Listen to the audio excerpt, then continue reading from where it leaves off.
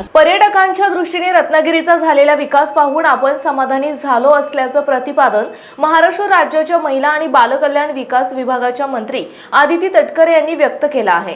काही दिवसांपूर्वीच राज्याचे उपमुख्यमंत्री अजितदादा असतील, तटकरे साहेब असतील, इतर काही मान्यवर यांनी इथे या सर्व तारांगण असेल, प्लॅनेटोरियम असेल, त्या उद्यान असेल, आपली छत्रपती शिवाजी महाराजांची शिवसृष्टी असेल, हे छत्रपती संभाजी महाराजांचं स्मारक आणि उद्यान असेल, याला भेट दिली।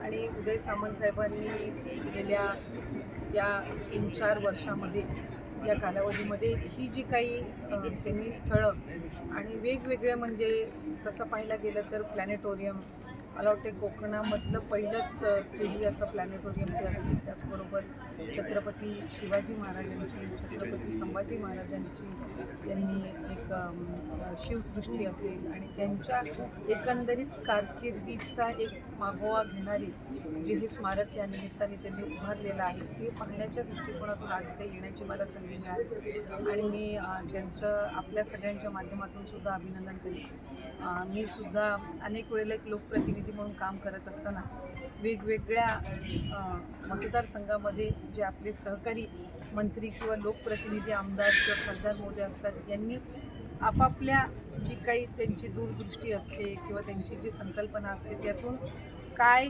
मतदारसंघासाठी विकासात्मक ते करतात याचं एक कुतूहल नेहमीच असतं।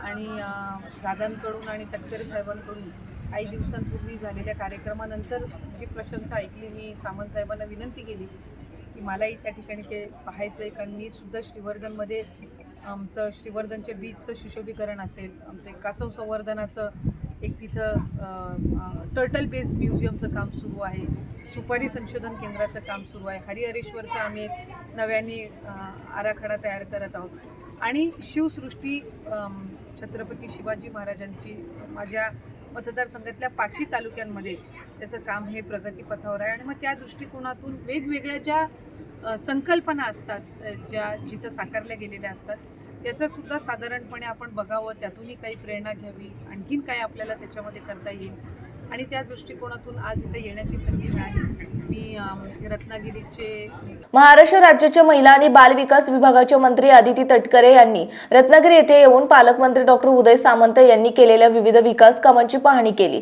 या प्रसंगी मुख्य अधिकारी तुषार बाबर, शिवसेना शहर प्रमुख बिपिन बंदरकर, महिला आणि बाल विकास अधिकारी श्रीकांत हावळे आदी उपस्थित होते।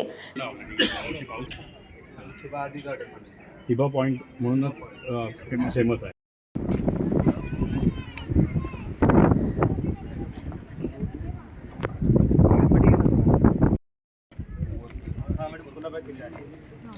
मॉडल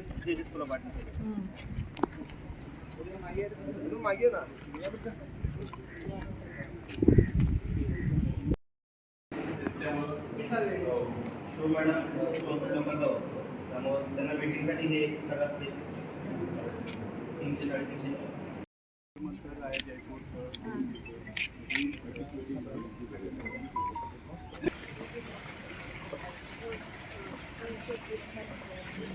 आणि वर्धा अमरावतीवरून घेतलं मी नोटचं पब्लिश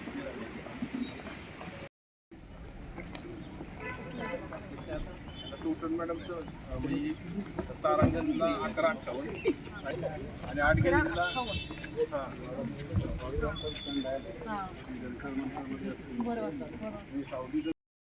हे कधी बांधकाम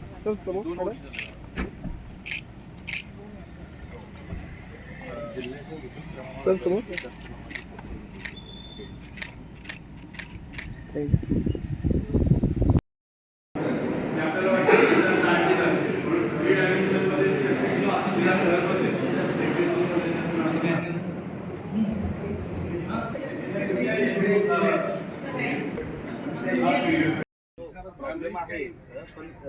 महिला आणि बाल विकास विभागाचे मंत्री आदिती तटकरे यांनी पालकमंत्री डॉक्टर उदय सामंत यांनी पर्यटनाच्या दृष्टीने रत्नागिरी येथे केलेली क्रांती पाहून समाधान व्यक्त केले आणि पर्यटकांना लाभ घेण्याचे आवाहन केले।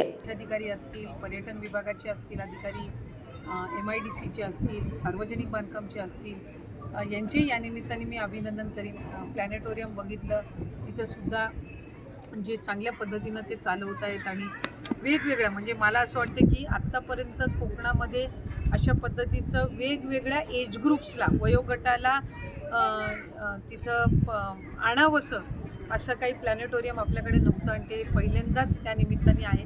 दुसरी एक अतिशय मला जी गोष्ट तिथं भावली ती म्हणजे रत्नागिरीचं वैशिष्ट्य जे आहे, जी मंदिरं असतील किंवा जी स्थळं असतील, स्मारकं असतील, त्याची एक चांगली प्रतिकृती अशी एक संबंध त्यांनी जे एक दालन त्याचं एक स्वतंत्र तयार केलेलं आहे.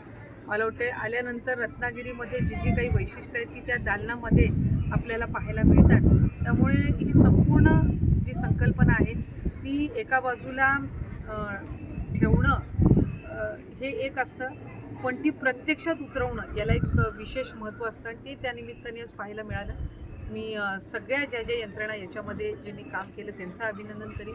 आपल्या माध्यमातून रत्नागिरी जिल्ह्यामध्ये शहरामध्ये राहणाऱ्या नागरिकांना मी विनंती करीन की ही जी सगळी स्थळं आहेत ही खऱ्या अर्थानं एका बाजूला आपलं वैभव वाढवणारी तर आहेतच, पण त्याचबरोबर आलेले येणारे जे पर्यटक आहेत यांना आणखीन आपल्याला आकर्षण करायचं असतील तर ही सर्व परिसर स्वच्छ ठेवण्याची जेवढी शासनाची जबाबदारी आहे, प्रशासनाची आहे, तेवढीच नागरिक म्हणून आपल्या सगळ्यांची सुद्धा आहे. आणि मला खात्री आहे की रत्नागिरी जिल्ह्यामध्ये पर्यटन हे अनेक आपल्या बीचेसवर असतंच, पण हे जे काही स्थळं ही जी निर्माण झालेली आहेत याच्यातून आणखीन मोठ्या पद्धतीनं आपल्याकडे येणाऱ्या पर्यटकांची आणि शिवभक्तांची संख्या वाढणार आहे. त्यामुळे मी मनापासून उदय सामंत साहेबांचेही अभिनंदन करीन आणि सर्व ज्या शासकीय यंत्रणा आहेत त्यांनाही मनापासून. महाराष्ट्रातील तसेच कोकणातील महत्त्वाच्या बातम्या पाहण्यासाठी कोकण 24 तास न्यूज चॅनलला यूट्यूबवर सबस्क्राईब करा आणि बेल आयकॉन प्रेस करा.